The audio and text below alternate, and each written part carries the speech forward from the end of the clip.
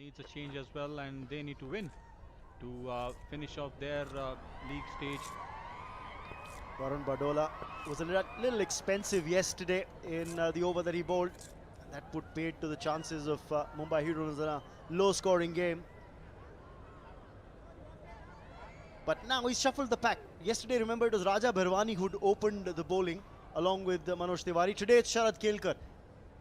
And this is an interesting scenario. Well, they're very interested, want to watch the action from up close.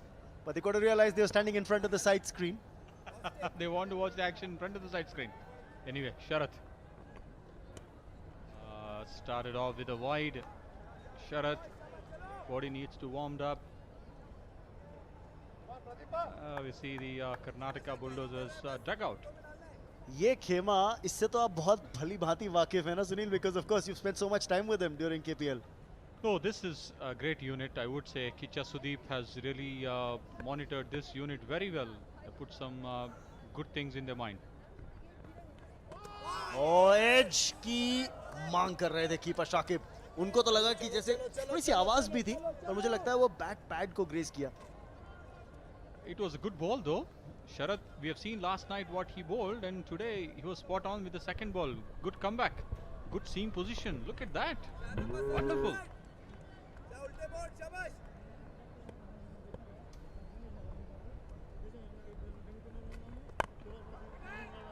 Charge देना चाहते थे इस बार, length shorten करी शरद केलकर ने.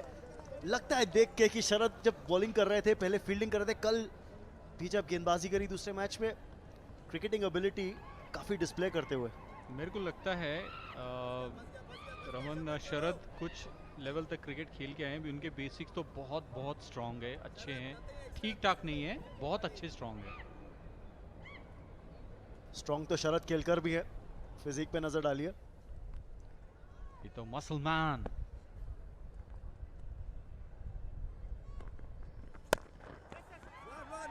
थोड़ा सा बैकअप लेंथ रख लें इसलिए. ओ गलती, और रन्स मिलेंगे. 4 रन जहां पर केवल 1 होना चाहिए था. 3 एक्स्ट्रा रन्स. कैप्टन खुश नहीं होंगे, पर कर्नाटका बुलडोजर्स का खेमा खुश.